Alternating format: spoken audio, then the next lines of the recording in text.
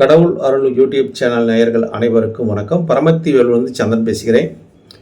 இந்த வரக்கூடிய மே மாதம் 11/5/2025 ஞாயிற்றுக்கிழமை அன்னைக்கு குரு பகவான் ரிஷப ராசியிலிருந்து மிதுன ராசிக்கு சஞ்சாரம் செய்கிறார்.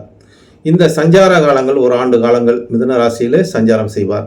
இந்த குருவின் பார்வை, குருவின் பலன் எந்தெந்த ராசிக்கு எந்த மாதிரி ஒரு நன்மையை கொடுக்கும், எந்தெந்த ராசிக்காரங்களுக்கு திருமண யோகத்தை கொடுக்கும், எந்தெந்த ராசிக்காரங்களுக்கு வீடு கட்டக்கூடிய பாக்கியம் கிடைக்கும், எந்தெந்த ராசிக்காரர்கள் சுப நிகழ்வு நடக்கக்கூடிய ஒரு தன்மை, ஒரு வீடு வாங்கக்கூடிய ஒரு தன்மை, சொத்து வாங்கக்கூடிய ஒரு தன்மை, இடம் வாங்கக்கூடிய ஒரு தன்மை, ஒரு சுப நிகழ்வை ஏற்படுத்தக்கூடிய கிரகமே குரு பகவான் தான். அப்போ அந்த குரு பார்த்தால் கோடி நன்மை என்பது அனைவருக்கும் தெரியும். அப்போ அந்த சுப கிரகத்தோட பார்வை எந்தெந்த ராசிக்கு கிடைக்குது என்பதெல்லாம் 12 ராசி வழியாக உங்களுக்கு இந்த குரு பகவான் எந்த மாதிரி ஒரு நிலைப்பாட்டை கொடுப்பார், இவரோட அருள் பார்வை எந்த அளவுக்கு இருக்கும் என்பதை இந்த 27 நட்சத்திர வழியாக 12 ராசிக்கும் இந்த குருவின் பலன் எந்த மாதிரி ஒரு நிலைப்பாட்டை கொடுக்கும் என்பதை அலசி ஆராய்ந்து உங்களுக்கு உண்டான கருத்தை முன்வைக்கிறேன். அனைவரும் பாருங்கள். பார்த்துவிட்டு உங்களோட கருத்தை இந்த சேனல் வழியாக பதிவிடுங்கள். அந்த கருத்துக்கு உண்டான எனக்கு தெரிஞ்ச ஒரு கருத்தையும் உங்களுக்கு பதிவிடுகிற நண்பர்களே. ஏன்னா ஒவ்வொருத்தருக்கும் ஒரு சந்தேகம் வரலாம். ஒரு ராசி பலன் சொன்னாலே ஒரு சந்தேகம் வரலாம். அந்த சந்தேகத்தை இந்த உங்களோட கமெண்ட் கருத்துக்களை கமெண்ட் பாஸ் வழியாக பதிவிடுங்க நண்பர்களே. அதுக்குண்டான விளக்கத்தையும் எனக்கு நேரம் இருக்கும்போது நிச்சயமாக உங்களுக்கு பதிலளிக்கிறேன். என்னோட செல் நம்பரையும் அதில் நான் பதிவிடுகிறேன். உங்களுக்கு எனக்கு சாயங்காலம் ஒரு 8 மணிக்கு மேலே உங்களுக்கு சந்தேகம் ஏதாச்சும் இருந்துச்சுன்னா கூட நீங்கள் தொடர்பு கொள்ளலாம் நண்பர்களே. நன்றி, வணக்கம். வணக்கம் நண்பர்களே. குரு பயிற்சி உங்கள் ராசிக்கு எந்த மாதிரி ஒரு பலனை கொடுக்கும், 12 ராசி வழியாக இந்த குருவோட பயிற்சி காலம் எப்படி இருக்கு என்பதை சொல்லி கொண்டு வந்துட்டு இருக்கிறேன்.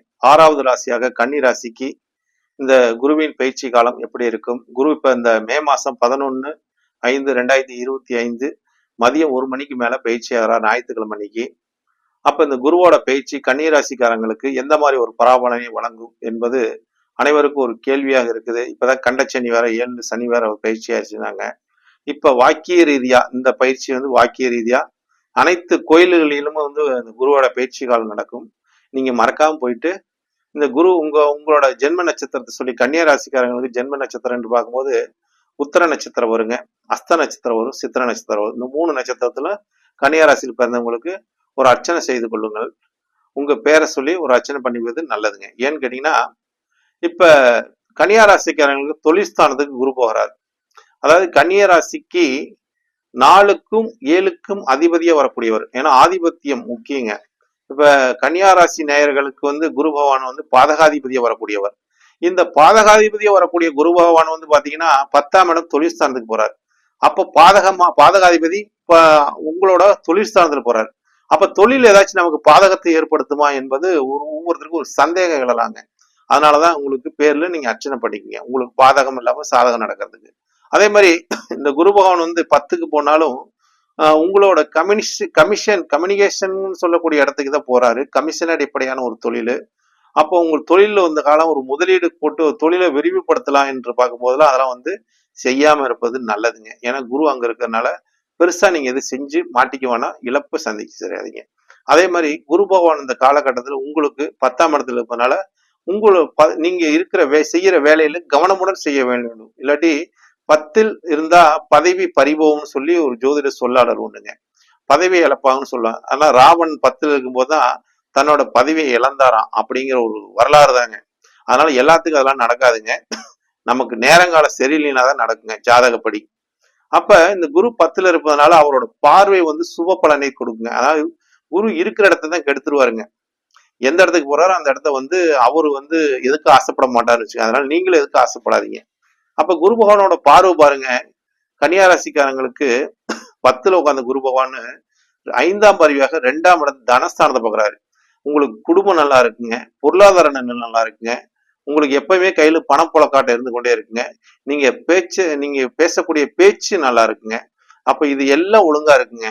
இது ஒழுங்கா இருந்தா ஒரு மனிதன் ஒழுங்கா இருக்கான்னு தான் அர்த்தங்க. அப்படி குருவோட பார்வை 2ஆம் இடத்துக்கு கிடைக்கிறதுனால பொருளாதார நிலையும் தனவரவும் இங்க சிறப்பாக இருக்குங்க. அடுத்தது உங்களுக்கு 4ஆம் இடத்தை குரு பகவான் பார்க்கறாரு, 7ஆம் பார்வையை பார்க்கறாரு. 7ஆம் பார்வையை பார்க்கும்போது உங்களுக்கு என்ன, இந்த காலகட்டத்தில் கன்னியா ராசிக்காரங்களுக்கு ஏதாவது இடம் இல்லைன்னா இடம் வாங்கக்கூடிய தன்மை, சொத்து சேர்க்கை ஏற்படக்கூடிய தன்மை, வாகனத்தை மாற்றக்கூடிய தன்மை, வாகனம் புது வாகனமா வாங்குவாங்க, பழைய வாகனம் வாங்கக்கூடாதுங்க. ஏன்னா குரு எப்பவுமே பழச விரும்ப மாட்டாருங்க, புதுசு தாங்க அறிவிப்பார். புதுசா இருக்கு, நல்லதா இருக்கணும் அப்படின்னு தான் சொல்லுவாரு. எந்த ஒரு இது இருக்கக்கூடாது, அல்ல ரிமாண்ட் பார்க்க இருக்கக்கூடாது அப்படின்னு பார்க்கக்கூடியது கன்னியா ராசிக்காரங்களுக்கு. புது வாகன யோகம் வாங்கக்கூடிய அமைப்பு, புது இடம் வாங்கக்கூடிய அமைப்பு, வீடு கட்டக்கூடிய அமைப்பு, இதெல்லாம் இருக்குதுங்க. இதுக்கு மேல என்னங்க வேணும் அப்படிங்கிற தன்மையா இருக்குதுன்னு வச்சுங்க. அதாவது குருவோட பார்வை 5ஆம் பார்வையும் 7ஆம் பார்வையும் சிறப்பான ஒரு பார்வைங்க. ஆனா அவரோட பார்வை 9ஆம் பார்வை வருதுங்க. அது 6ஆம் இடத்தை பாக்குதுங்க. எதிரிக்கு தாங்க நன்மை, நமக்கு நன்மை இல்லைங்க. அப்ப எதிரி நன்மை அடையறான், நமக்கு நன்மை இல்லை. என்னன்னா 6ஆம் இடத்து குரு பார்ப்பது உங்களுக்கு பெருசா ஒண்ணு ஆதாயம் இல்லைன்னு சொல்லுதுங்க.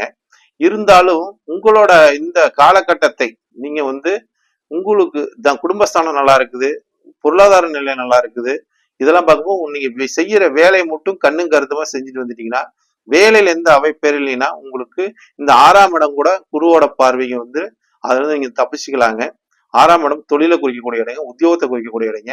உத்தியோகத்தை நீங்க ஒழுங்கா பாத்தீங்கன்னாவே உங்களுக்கு இந்த காலகட்டம் எல்லாமே சிறப்பான ஒரு காலகட்டமா இருக்கு. இந்த குருவோட பயிற்சி காலமும் ஞாயிற்றுக்கிழமை நீத வருது. ஞாயிற்றுக்கிழமை விசேஷங்க. ஏன்னா சூரியனுக்கு குருவுக்கும் நட்பு வேறங்க, அதனால நன்மையை வழங்குவாங்க.